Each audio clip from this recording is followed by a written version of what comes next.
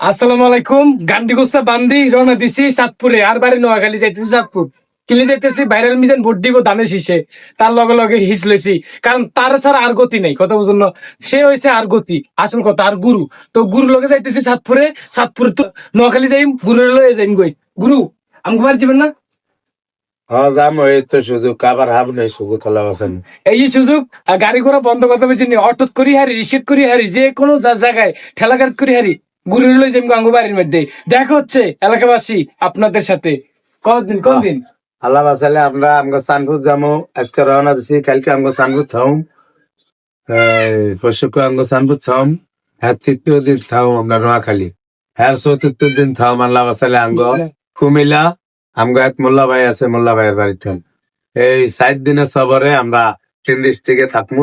আল্লাহ বাসালে দোয়া করেন আপনারা।